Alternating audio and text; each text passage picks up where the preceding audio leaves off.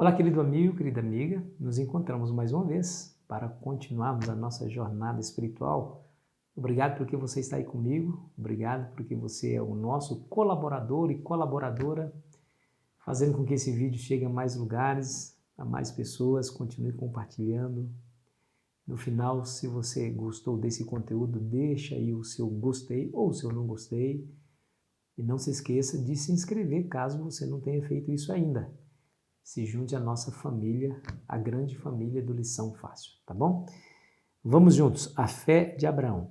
Um detalhe, antes que eu me esqueça. Se você quiser participar da nossa comunidade no WhatsApp, no grupo do WhatsApp e do Telegram, aqui embaixo na descrição tem um link para você clicar e você vai ser adicionado automaticamente a essa comunidade e você vai receber diariamente os vídeos e uma prévia desse vídeo para você compartilhar e fica mais fácil, tá bom?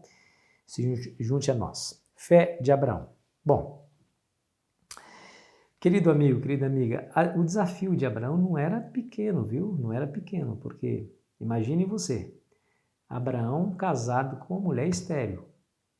E nós sabemos que biologicamente uma mulher estéril não pode ter filhos. Se hoje, com toda a ciência que nós temos, é muito difícil, é impossível uma mulher estéril gerar da sua própria carne um filho, imagine o tempo de Abraão. Abraão, claro, teve um grande desafio. Deus aparece para ele e diz que ele seria abençoado grandemente. Mas então ele diz, no capítulo 15, versículo 2, respondeu Abraão, Senhor Deus, que me haverás de dar se continuo sem filhos e o herdeiro da minha casa é o Damasceno Eliezer?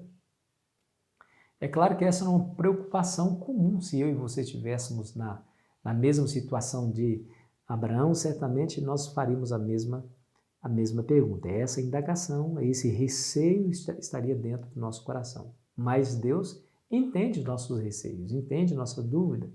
E Ele tenta sanar essa dúvida, nos levando às suas promessas. Aqueles que exercem fé nas promessas de Deus passam da dúvida para a certeza. E Deus aparece para ele e logo lhe diz, verso 4, a isso respondeu logo o Senhor, dizendo, não será esse o teu herdeiro, mas aquele que será gerado de ti será o teu herdeiro. E aí o nosso patriarca Abraão foi tranquilizado. O verso 6 nos é dito, e ele creu no Senhor e isso lhe foi imputado para a justiça.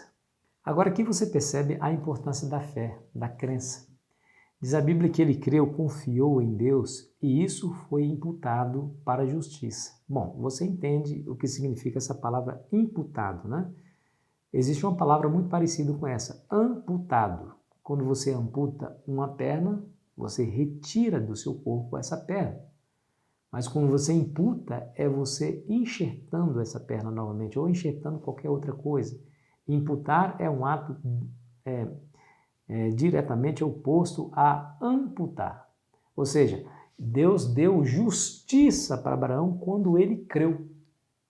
E isso é muito significativo porque na época de Abraão havia uma prática, uma crença diferente. Por exemplo, lá no Egito, havia uma crença da contagem das obras humanas para fazer comparação com as obras de justiça da deusa Maat, que era a deusa da justiça. Ou seja, pegando as obras de justiça do ser humano comparando com as obras de justiça de Deus, é impossível que algum ser humano chegue a ter obras suficientes a fim de comparar, não há condição. Nesse caso aqui, na verdade, Deus está dando de presente a justiça. Deus deu a presença à justiça a quem não tinha justiça, no caso, aqui a Abraão, ou Abrão. Então, para demonstrar que Deus cumpriria a sua promessa a Abraão, ele pede para que Abraão faça um sacrifício, né? Veja o capítulo 15, versículo 7 em diante, que diz assim, e disse-lhe mais, eu sou o Senhor que te tirei de Ur dos Caldeus para dar-te por herança essa terra. Perguntou-lhe Abraão, Senhor Deus, como saberei que hei de possuí-la? Respondeu-lhe, toma uma novilha, uma cabra e um cordeiro, cada qual com 3 anos, uma rola e um pombinho. E ele, tomando esses animais, partiu-os pelo meio, ele pôs em ordem as metades, uma defronte das outras, e não partiu as aves. E aqui você percebe o sacrifício, o derramamento de sangue. E isso, claro, é uma clara indicação do sacrifício do Filho de Deus. Paulo, muito tempo depois, vai dizer que sem derramamento de sangue não há remissão de pecados. Apontava aqui para o sacrifício de Cristo. Então, ele, exercendo fé naquilo que Deus pediu, ele oferece esse sacrifício. É interessante que nessa mesma passagem, Deus diz para ele, revela, descortina o futuro para Abraão, dizendo que os seus descendentes seriam escravos lá no Egito. Talvez simbolizado aí pelas aves de rapina, porque no verso 11 diz assim, ó, aves de rapina desciam sobre os cadáveres, porém Abraão as enxotava.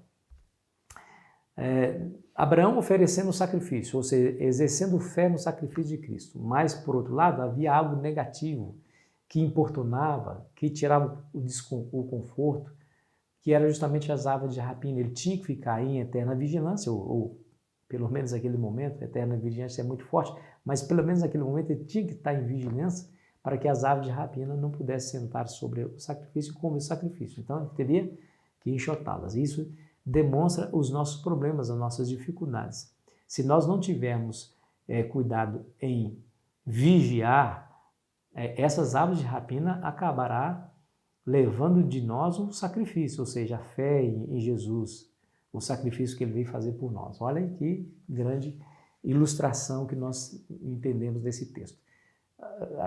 Deus disse para Abraão, Abraão, eu vou abençoar você, você vai ter essa terra, claro que você vai ter, sua posteridade será inumerável, porém, 400 anos, os seus descendentes estarão em terra alheia e serão escravos, mas na quarta geração eles voltarão para essa terra, foi a promessa que Deus fez a Abraão. E aí, amigo, acontece algo interessante.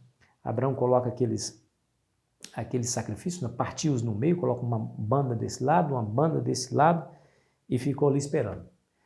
E diz a Bíblia aí no capítulo 15, versículo 12, assim, ó.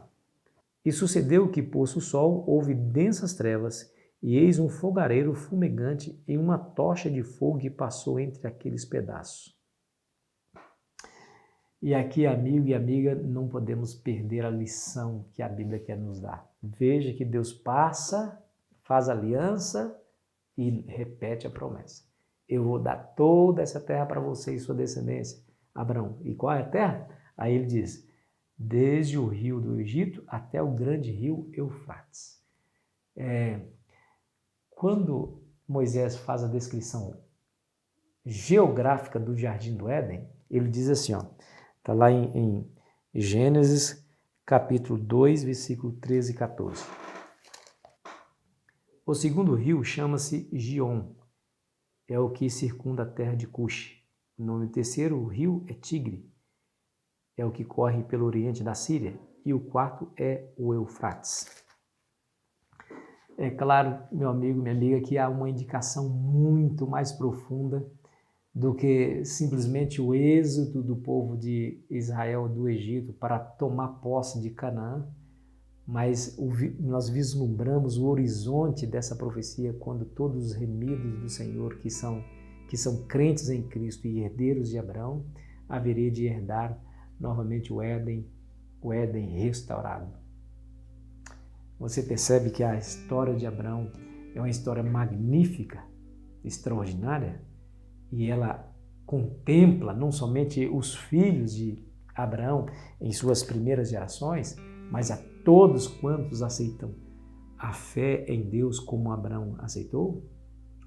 Meu amigo, minha amiga, você é especial para Jesus. Ele está preparando o jardim do Éden para você.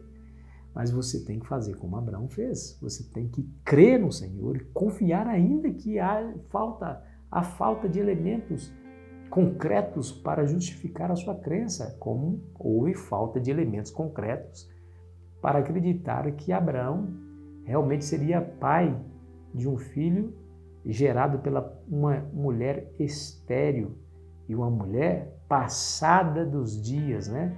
Ou seja, uma mulher velha, idosa, mas ele creu, e diz a Bíblia que isso, Deus tomou essa crença e imputou como justiça para Abraão. E assim é eu e você. Assim somos nós. Precisamos acreditar em Deus, nas suas promessas, confiar, permanecer firme, acreditar no sangue derramado de Cristo, porque ganharemos a salvação por meio do que Ele, Jesus, fez por nós. Vamos orar?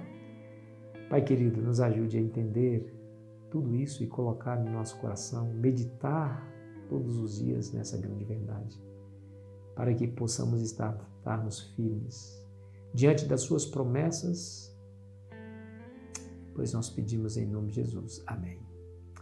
Foi muito bom estar com você, querido amigo, querida amiga. Amanhã continuaremos aqui a nossa jornada espiritual. Espero você ansiosamente. Aproveite bem o seu dia.